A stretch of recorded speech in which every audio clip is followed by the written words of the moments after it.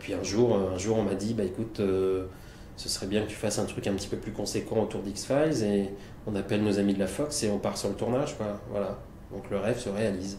Je me répète, mais j'assume, vous allez une nouvelle fois, grâce à Gillian Anderson, Chris Carter et David Duchovny, passer de délicieuses soirées remplies de frissons et d'émotions. Mais quand on m'appelle et qu'on me dit bon, tu veux partir sur le tournage d'X-Files la semaine prochaine? Bah oui, évidemment, quoi, évidemment. On arrive sur le tournage, à mes yeux, d'un des épisodes les plus glauques d'X-Files. Home, la meute. This is our home, and this is the way it's gonna stay.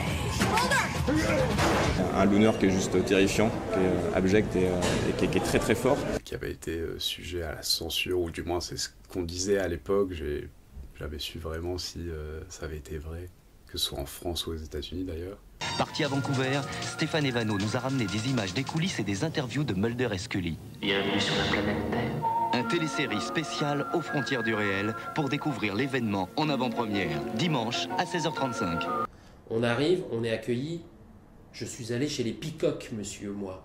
Eh oui, je suis allé dans la maison des Peacock. On arrive dans le studio gigantesque, alors où évidemment il y a l'appartement de Mulder, il y a tout. Je me rappelle de Duchovny qui m'avait entraîné dans son appart, qui m'avait montré la croix sur la fenêtre et tout ça. Et j'ai plein de photos de ce truc-là. Il y avait eu un gros article dans Télé 7 jours où je suis en photo avec Gillian, je crois. Ouais. Voilà, c'est des rêves de môme, c'est des trucs de môme. Je fais un boulot, encore aujourd'hui, hein, je parle d'autre chose aujourd'hui, mais je fais un boulot où on s'éclate, c'est des rêves de gamin, quoi. On débarque sur un plateau avec des comédiens qu'on a vus déjà depuis 2-3 saisons, et dans une série qu'on adore. Et donc j'arrive dans la maison des Peacock. Et là, on est accueilli par Kim Manners.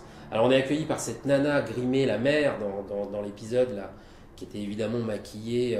C'était horrible, cet épisode. C'était, je me demande même si on avait déjà vu ça à la télé. Je suis pas sûr. On était dans la colline à des yeux. C'était la colline à des yeux. Et encore une fois, il faut saluer aussi le travail des équipes techniques, la lumière, les maquillages. C'était impressionnant à voir. C'était très, très rigolo de voir cette femme cachée sous son lit, là, avec cette tronche improbable.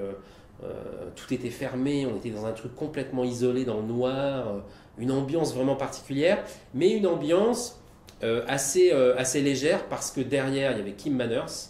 Et alors là, un petit mot sur Kim Manners quand même, parce que ce monsieur, il a réalisé un quart des épisodes d'X-Files, me semble-t-il, de tête, une bonne cinquantaine, c'est sûr. Il produisait évidemment aussi, il faisait partie des producteurs. Et il a fait partie de ceux qui ont aussi amené une patte incroyable à la série X-Files, quoi. Il a fait des épisodes complètement fous, complètement dingues. Il est mort, ce monsieur, en 2009. C'était un grand monsieur de télé, Kim Manners. Il avait réalisé plein d'épisodes de vieilles séries. He directed his 50th episode of the X-Files. I got to thank my wife who's not here, but she's allowed me to give up 7.5 years of my life for this show. And there's only one way to cut this cake, and that is to stab at it. Thank you all very much. Au-delà d'X-Files, d'ailleurs, à l'époque, il y a eu plein de magazines qui ont surfé là-dessus, Exposé, je sais pas quoi, je me souviens plus exactement les noms, mais des magazines qui surfaient un peu sur le côté science occulte et paranormal pour vendre un peu aux fans d'X-Files. Hein, je savais très bien que c'était pour ça. Ah bonjour, c'est vous, c'est nous, télésérie, la dernière de l'année, avec aujourd'hui, ce dimanche après-midi, un dossier spécial, c'est marqué dessus, X-Files aux frontières du réel. Pour se rappeler, il y a une quinzaine d'années dans les rayons, on ne voyait que de l'X-Files, de l'X-Files, de l'X-Files, des coffrets parmi les plus beaux à l'époque, d'ailleurs même les coffrets ici, les éditions que j'ai là derrière sur les éditions d'origine, à ne pas confondre avec les rééditions coffrets plastiques très médiocres, trouver encore des séries avec des aussi bons packaging. À l'heure actuelle, je ne sais pas si c'est possible. Là, j'ai retiré pour ne pas abîmer les DVD. Ils ne sont pas dedans, ils sont dans des petites boîtes à part. Pourquoi? Parce que c'est vraiment du carton. C'est vraiment fragile, c'est très beau. C'est voilà. Et à l'époque, déjà, X-Files avait un cran d'avance. Je m'identifiais énormément, donc je jouais à Mulder, je piquais des longs manteaux. Mes parents, c'était encore l'époque où ils avaient les trenchs un peu comme dans la série. Je mangeais des graines de tournesol tout le temps. D'ailleurs, aujourd'hui, j'en mange encore. J'ai tombé accro à cause de ça. Donc j'avais totalement l'identification au personnage de Mulder, à me fabriquer des faux badges du FBI, etc. Donc ça, c'est sûr. Alors je me dis peut-être que mes premiers amours, étant donné que ça a été fin de saison 7, saison 8 tout de suite, et que j'ai rattrapé après, peut-être que c'est pour ça que du coup, c'est pas forcément grave que Mulder soit mauvais, parce que j'ai connu 100.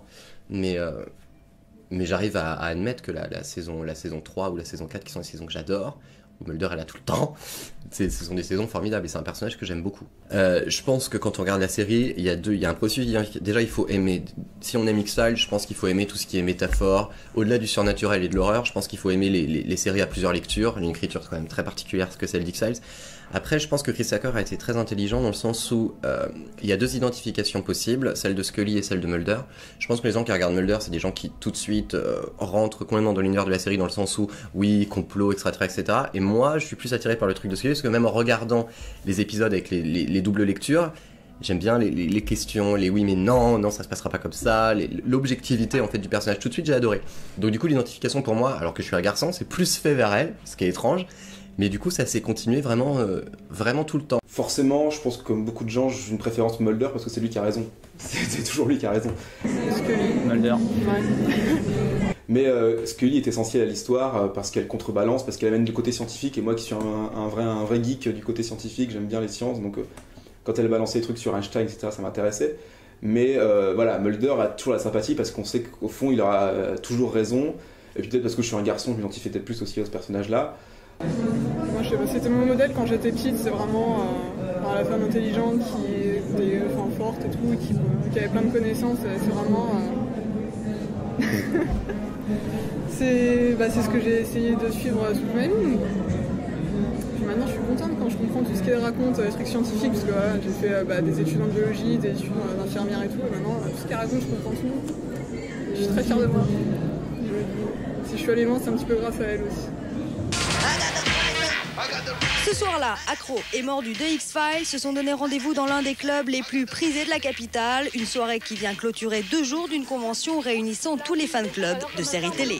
Quand on avait fait le salon des séries télé au Palace, où on avait proposé donc, à tous les fan clubs de France de venir au Palace pour 2 jours, effectivement, les fans d'X-Files ne ressemblaient pas aux fans de Star Trek ou de Chapeau melon et bottes de cuir ou de Dallas. Ils étaient plus jeunes, ils étaient plus hype, ils étaient plus... Voilà, il y avait quelque chose de totalement différent. Ah, c'est ma couleur, c'est ma vraie couleur. On est fiers de ne pas être assimilés à des héros un peu débiles. On a eu droit à la question quelle est la pointure de Mulder ? Dans tout phénomène de mode comme ça, il y a un moment donné, en effet, quand ça explose, les fans de la première heure, les pionniers, mais c'est valable pour n'importe quel groupe de rock qui vend des millions de disques ou livres qui explosent ou qui sont adaptés au cinéma, les fans de la première heure vont avoir à la fois le sentiment c'est super, on va arrêter de me dire que je suis bizarre à aimer ça. Et à la fois, je me suis fait un peu déposséder de ce qui m'appartenait. Ce qui est un sentiment normal, logique, c'est un sentiment un peu paradoxal, qui est un peu bizarre comme ça. Les fans l'ont ressenti, je l'ai ressenti aussi. Mais j'avais quand même largement aussi le plaisir d'être reconnu, de voir que ça marchait, qu'on ne prenait pas ça pour de la soupe populaire. Justement, X-Files aussi, c'est une première série importante en France qui a eu des papiers dans la presse culturelle en disant que c'était une série de qualité. Alors que les séries télé étaient vraiment, même encore aujourd'hui, parfois décrites comme la sous-culture, la culture populaire basique et pas intéressante. C'est une des premières séries qui était regardée par les classes les plus hautes de la société, par les gens qui lisaient aussi des livres et qui n'aimaient pas trop regarder la télé, mais qui vont regarder la série exprès ou qui vont acheter les DVD. Donc ça, c'était important, ça a changé la vision qu'on avait des séries télé, comme séries de qualité, comme séries bien écrites, comme objet culturel et pas non plus pas uniquement objet de masse pour les masses. Donc ça, c'était important. Et donc moi, cette reconnaissance légitimité de la série était pour moi importante et elle passait par l'appropriation du grand public. Après, les fans, justement, ça leur permet de faire d'autres choses. Un fan qui voit que la série est très reconnue par un grand public, a un grand succès, va se radicaliser dans sa pratique de fan. Donc il va justement acheter des coffrets, il va étudier chaque épisode en détail pour trouver la moindre incohérence. Ça, on peut passer des heures à s'amuser à ça. Et quand j'ai travaillé sur la culture geek après, c'est la même chose partout. C'est le fan qui va regarder que là, si on regarde la couleur de la voiture, elle change entre 2 scènes, etc. Et cette connaissance-là, que moi-même déjà en regardant aujourd'hui la série avec des gens qui la connaissent pas, je dois me retenir de pas dire dans cette scène-là, en fait le réalisateur il a dit ça, dans cette scène-là, t'as vu, il n'y a pas exactement ce truc. Parce que c'est des informations que j'avais absorbées à l'époque en tant que fan pour nourrir aussi mon côté de distinction, singularisation par rapport au grand public. Donc je savais que tel épisode avait été écrit par telle personne. D'ailleurs, je me faisais un plaisir de dire, moi, je suis plus fan des créateurs, de Carter, des scénaristes, que vous, les gens qui regardez les photos des stars dans le magazine. Ok, Duchovny et Anderson sont des très bons acteurs, ça reste des acteurs dans lesquels on met des mots dans leur bouche. Pour moi, les vrais stars, c'était aussi un moyen de me dire, voilà, vous achetez des magazines de mode et des magazines people, vous vous intéressez aux stars, vous faites un peu avoir le grand public. Moi, ce qui m'intéresse, c'est les gens qui sont derrière, parce que c'est eux qui font vraiment la chose, même si Duchovny a participé beaucoup au scénario, donc je ne vais pas remettre en cause son rôle. Là où j'étais vraiment fan, c'était quand ça passait à 20h, et que je disais à mon boulot que j'étais prise ce soir-là, donc il fallait qu'ils me mettent du matin. Je travaillais, j'étais caissière et je pouvais pas finir à 22h, il fallait absolument que je sois à la maison pour voir le nouvel épisode d'X-Files. Et il fallait pas me déranger. Je pense que tous les fans diront la même chose, c'est quand X-Files passait, pas de téléphone, personne nous dérange. It was just beginning to be very popular, so we would come to these cities, we wouldn't know if the reception would be big or not. And we walk into the Virgin Megastore in the Champs-Élysées and there's thousands of people. And you look up and people all the way up. I was blown away by it. I thought it was unbelievable. It was a beautiful experience and the French people are fantastic, you know, so I'll never forget that. D'autres s'interrogent, selon certaines rumeurs, aux frontières du réel cacheraient des idéologies extrémistes. Ce n'est pas parce que le Front National a projeté en fait ses croyances dans la série et voit la série en fait avec cette grille de lecture, avec la conspiration mondiale d'un groupe précis, en l'occurrence les Juifs, les francs-maçons, etc. Il y a eu des polémiques, je me souviens du Front National qui avait essayé de récupérer le discours d'X-Files un peu sur la paranoïa en disant regardez, le gouvernement nous ment. Chris Carter qui est aux États-Unis disait mais pas du tout, moi je suis plutôt d'ailleurs de gauche, je suis plutôt à essayer de prendre du recul sur ce que vous disent les médias, le gouvernement, mais pas à vous dire tout le monde nous ment tout le temps. On parle de crise économique aujourd'hui, je crois qu'elle a commencé à prendre ses racines dans ces années-là. Effectivement, parce qu'il y avait déjà une crise de la spiritualité et finalement la croyance aux extraterrestres, effectivement c'était une façon pour certaines personnes de croire en quelque chose. I want to believe, ça veut tout dire, hein. Effectivement une façon de s'accrocher à une croyance. Et puis effectivement il y avait effectivement un certain courant politique d'extrême droite en France qui a interprété une théorie du complot qui était dans X-Files, l'a interprété à sa façon, puisque je pense qu'il a complètement mal interprété. Chris Carter, quand il parle de la théorie du complot avec un Mulder un peu paranoïaque, ne fait que reprendre les grands thrillers paranoïaques des années 70 américains. C'est culturel chez les Américains, le complot. C'est culturel parce qu'ils l'utilisent dans leur fiction, que ce soit les 3 jours du Condor ou des films comme ça. Ça a toujours été dans la chair de leur thriller. Donc quand Chris Carter utilise la théorie du complot dans X-Files, c'est parce que ça fait partie de leur culture. En France, l'extrême droite utilise cette théorie du complot pour accentuer leur vision populiste de la société.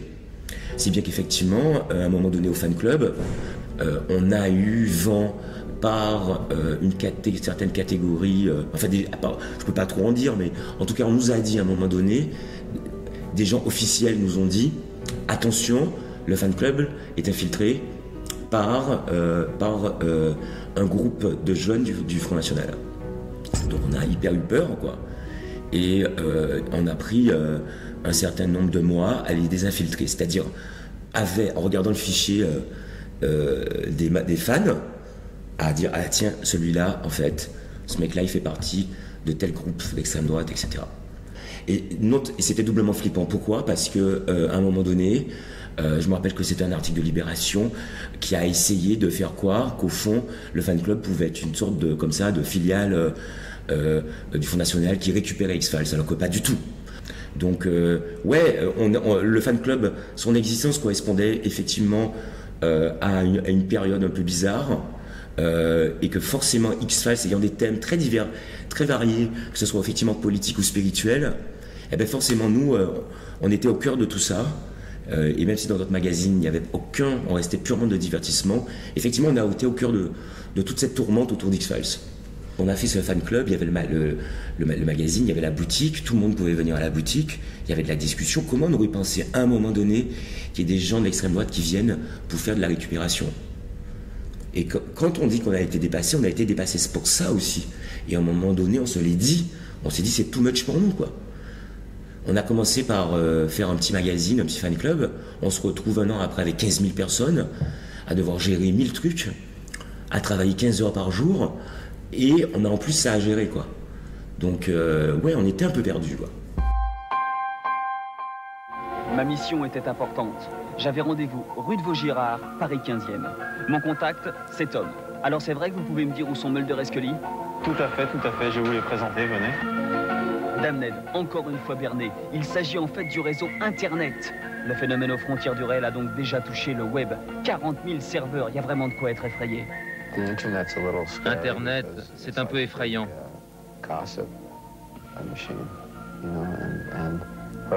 Parce que des tas d'idées peuvent être véhiculées, sans censure, sans vérification, et ça peut être néfaste. Tu peux faire passer des choses sur Internet que tu ne pourrais pas faire publier dans les journaux. Internet est une nouvelle forme de communication, mais il n'y a pas encore de loi. Pour la plupart des gens, c'est ludique, mais il y a un certain danger.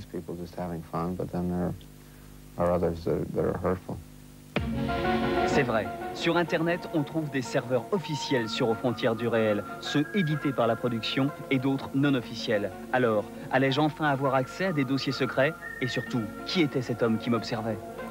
Je n'écoutais que mon courage et décidai d'aller plus loin.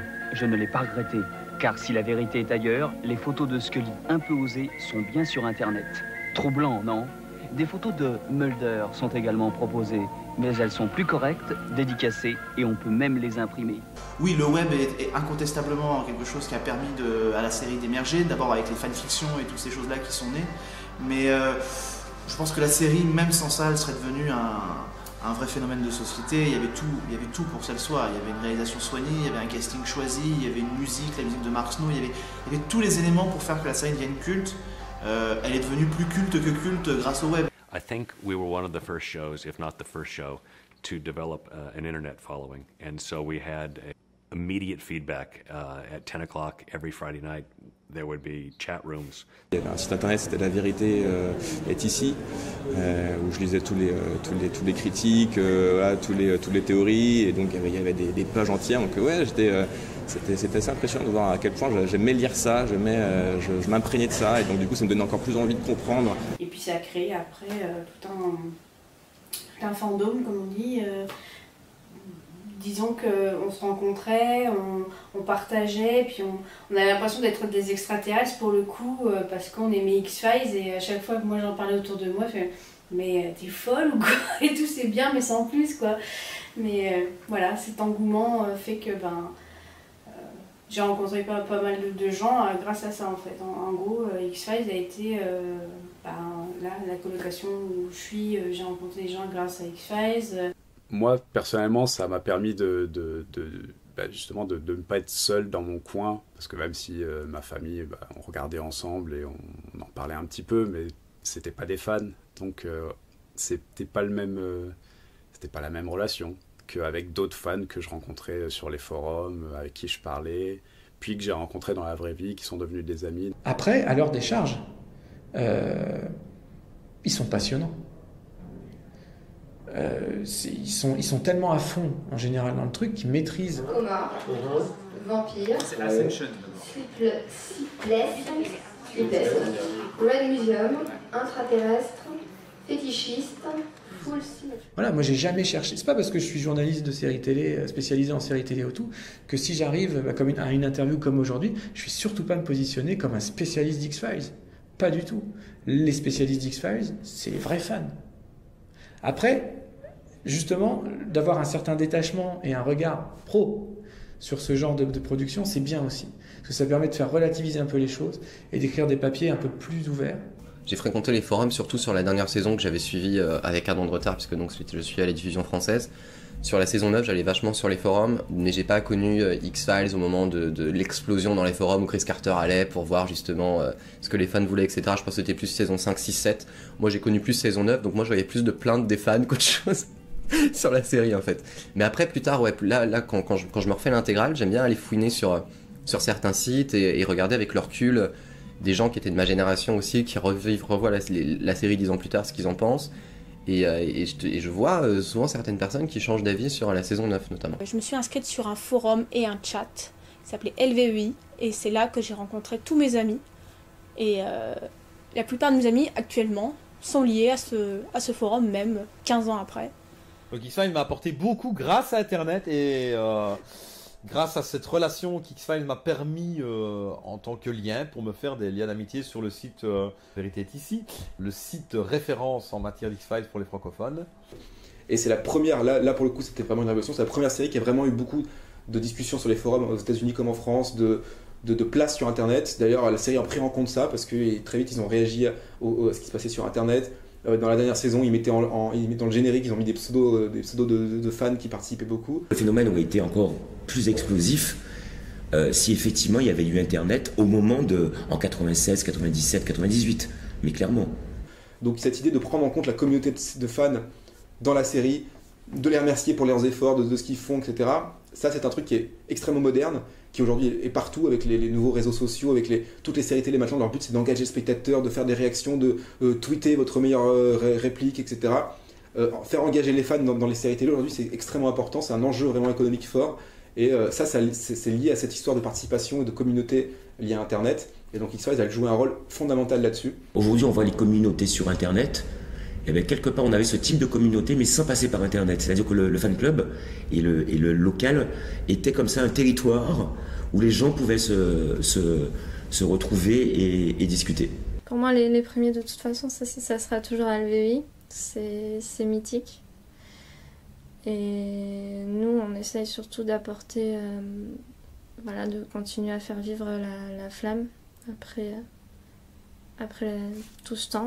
Et du coup, on a plutôt réuni les gens comme moi qui étaient trop jeunes à l'époque de la diffusion ou alors ont découvert la série tard. Et on a fait notre petit endroit. Et puis, au fil des ans, première année, on était 10. Deuxième année, on était 100. Et puis, cette année, donc on est en 2014, on est plus de 1000. Et moi, j'aurais jamais imaginé ça, quoi. Je dirais que c'est une série qui m'a apporté beaucoup sur le plan personnel et grâce à elle j'ai rencontré des gens formidables, j'ai passé des moments exceptionnels notamment dans ce qu'on faisait à l'époque qui était les Scully Marathons. Ah, de bons souvenirs. De bons souvenirs entre fans, etc. Enfin, je me suis bien marrée. Grâce à ces forums aussi, il y a eu l'organisation de ce qu'on appelle les Scully Marathons qui permettent de récolter des fonds pour une maladie dont souffre le frère de Gillian Anderson. C'est par l'intermédiaire du site LVEI, donc on a rassemblé tous les participants, tout ça, on les a rassemblés, on s'est organisé, petit à petit, il y en a qui pouvaient accueillir pour l'hébergement, tout ça, venir, repartir. Et c'est donc les participants qui amènent des lots pour la tombola, et tout fonctionne comme ça. Je me souviens de la bonne ambiance de ces Scully Marathons, de justement tous ces fans qui se retrouvent, tous ces fans qui étaient là et qui pouvaient se permettre de se comporter comme ils le devaient en tant que fan, en tant que vrai fan, c'est-à-dire sans inhibition, en criant, en jetant des pièces, parce que c'est le principe de jeter des pièces en fait pour récolter les sous. De rencontrer même Caroline Bone, donc la voix française de Scully. Ça a été des très bons moments dont je garde des très bons souvenirs et également qui m'ont permis justement de voir en vrai des fans avec qui je n'avais que parlé sur Internet et de découvrir qu'en fait c'était des vrais gens comme moi et qui sont devenus ensuite des amis. Moi, mes amis les plus proches sont des fans de la série. Des meilleurs amis, c'est des gens qui... À la base, on se parlait pour la série et puis finalement, on s'est découvert vraiment beaucoup de centres d'intérêt en commun. On partage une certaine vision de la vie, on se pose beaucoup de questions, comme à l'image des personnages de la série qui cherchent la vérité. Enfin, je sais pas, je vois par exemple Amandine, moi c'est une amie très proche et elle se pose tout le temps un tas de questions sur les théories du complot, plein de choses. Moi, je suis un peu moins à fond dedans, mais ça m'intéresse aussi. Et puis... il y a un plus avec les fans. Quand il y a une rencontre, c'est toujours... même après autant d'années, c'est toujours autant d'émotions, autant de... Enfin...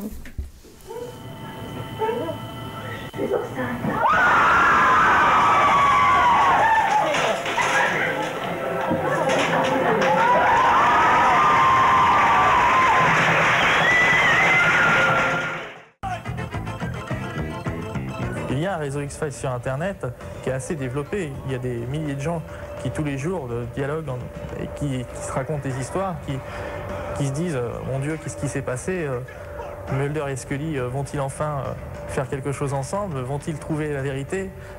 La réponse est ailleurs, forcément. Pour le mec qui est vraiment complètement accroché à une série, parce que la série a un univers en tant que tel, parce que la série est différente des autres, etc., Internet remplace le fanzine ou remplace la réunion de fans qui avait lieu dans le quartier, etc.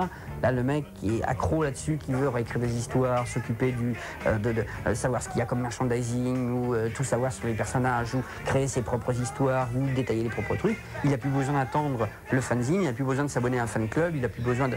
On dit, branche sur Internet et est en contact avec des milliers de personnes. C'est une suite logique. C'est pas pour toutes les séries comme ça. Il y a plein de choses intéressantes sur Internet qu'on ne peut pas voir dans la série. Il y a des photos cachées, il y a des photos plus ou moins osées de Gillian Anderson, il y a des photos un petit peu plus intéressantes sur les tournages.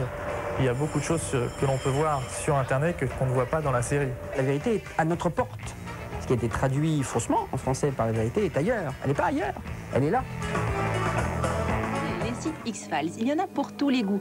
Des officiels, d'autres créés par des fans amoureux de la série. On en a déniché un qui s'est créé son site à lui. C'est Howard Graves. Non, lui, c'est Mark, mais il est bien aussi. C'est un jeune, sympa, incollable sur X-Files. Et il a carrément sacrifié une partie de sa chambre pour y installer son antre informatique. C'est là que tout a commencé. Il y a à peu près 1 an et demi, j'ai commencé à écrire un site sur X-Files. Il est devenu un site assez important.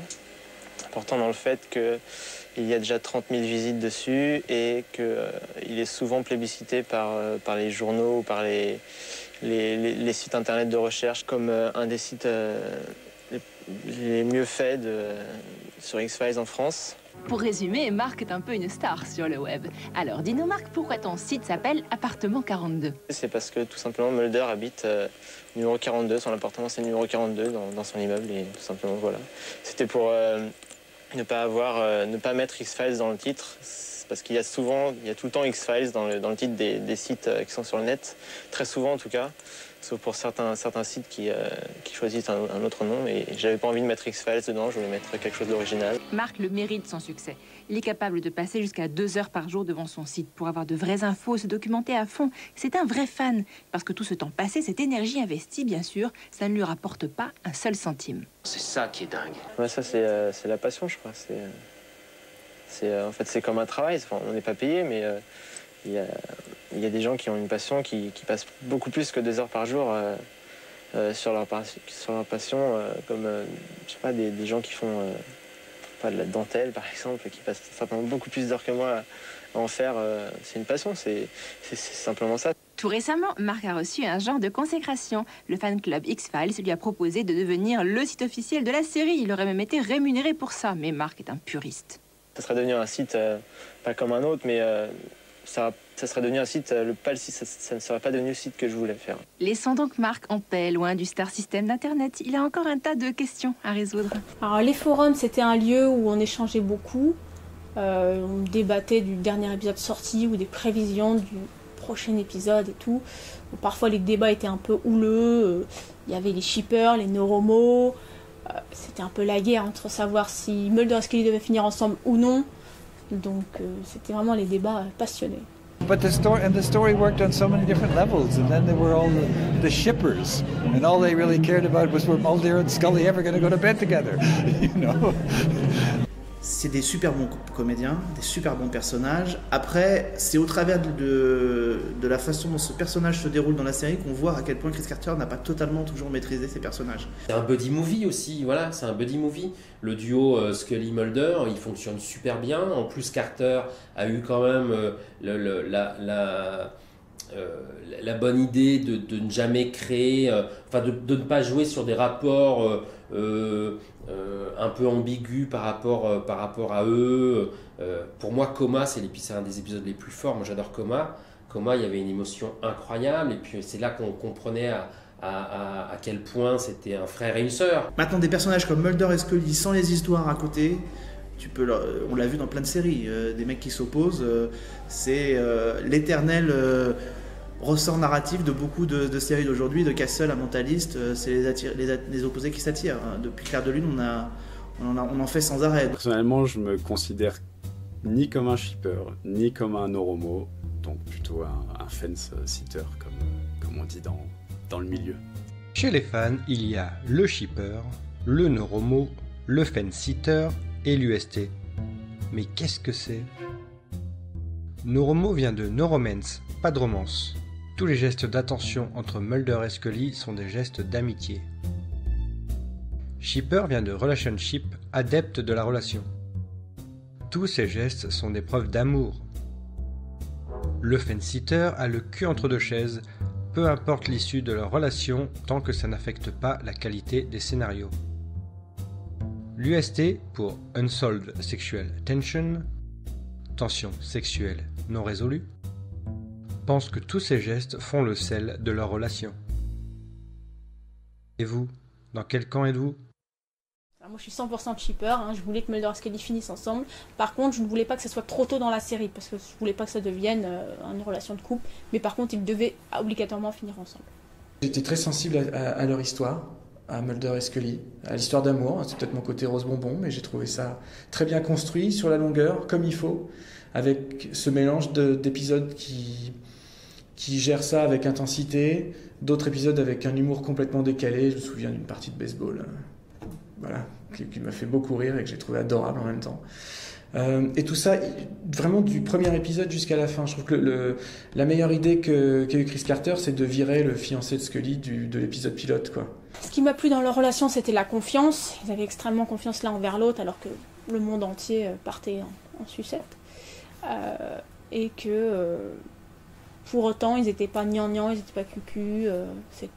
Ça a resté un respect mutuel et profond. Il y avait une vraie dichotomie, il y avait vraiment deux camps là-dessus, entre les shippers et les Noromo, les no-romance. C'était intéressant. En plus, c'était intéressant pour moi en tant que sociologue, parce que c'était très genré. Aujourd'hui, j'ai l'impression que la fanbase d'X-Files est surtout composée de femmes. Maintenant, à mon avis, c'est surtout la fanbase active et celle qu'on entend le plus. Je suis pas sûre que ça soit vrai. I would say the most avid fans were probably women, and continue to be. What attracted women was David Duchovny and Gillian Anderson. Simply, I think that they are the secret to the success of the show. Ça ne veut pas dire pour autant qu'il ne reste plus que des femmes fans d'X-Files. Ce sont, oui, les plus celles qu'on entend le plus, et à mon avis parce que cette fameuse relation de Mulder et Scully, peut-être qu'elle a été un peu trop érigée en mythe, et que ça peut faire fantasmer, au sens premier du terme, certaines personnes. Après, il ne faut pas s'accrocher à ça aussi fort.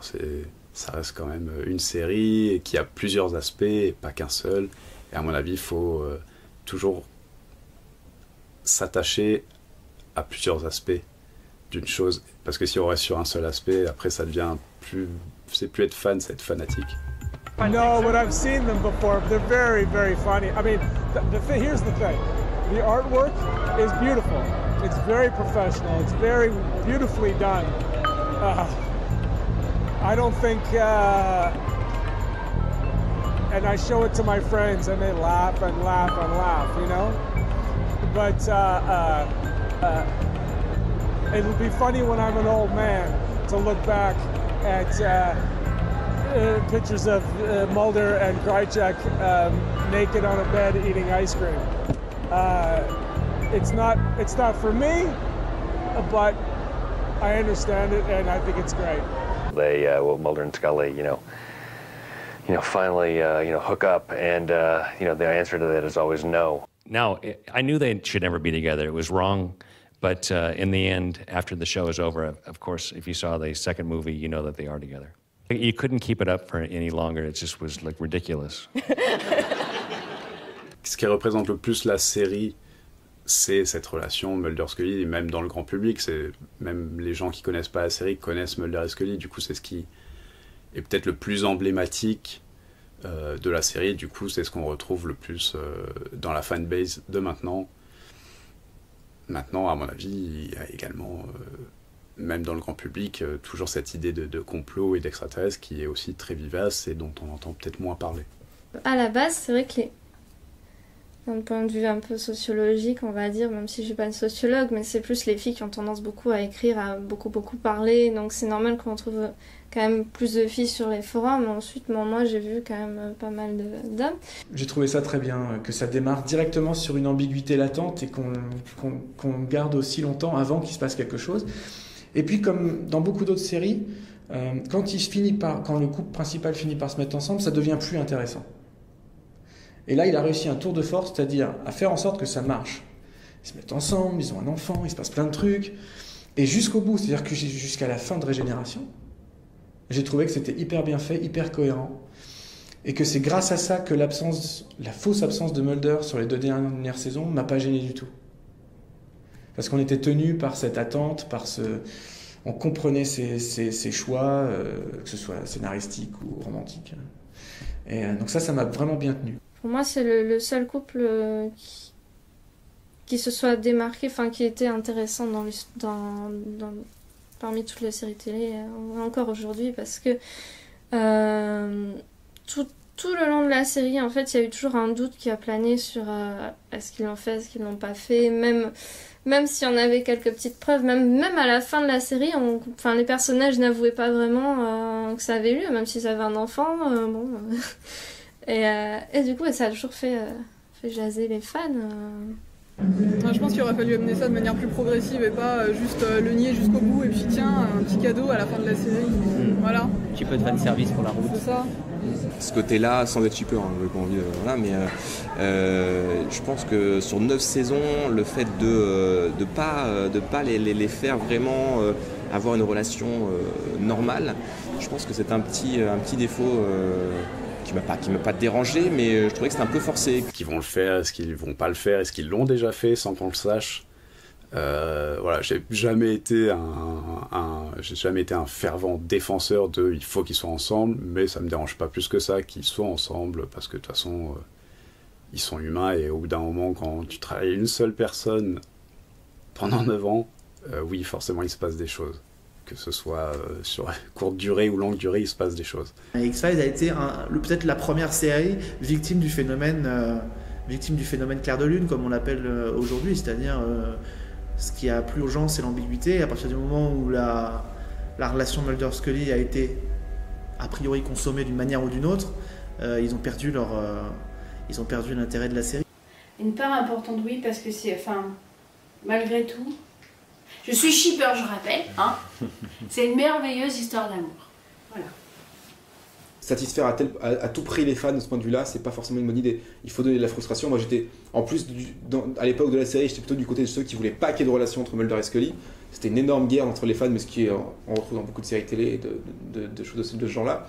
Donc moi, je trouvais ça sympa qu'ils s'embrassent presque, par exemple, dans le film, mais que ça reste comme ça. Ce soit très bien que ça reste un peu hors champ, que ce soit très allusion, voilà, qu'ils se prennent la main quand il y a un moment difficile, ça je trouvais ça beau. Qu'on voit le petit couple Mulder et Scully qui va enquêter, moi ça ne m'intéresse plus du tout.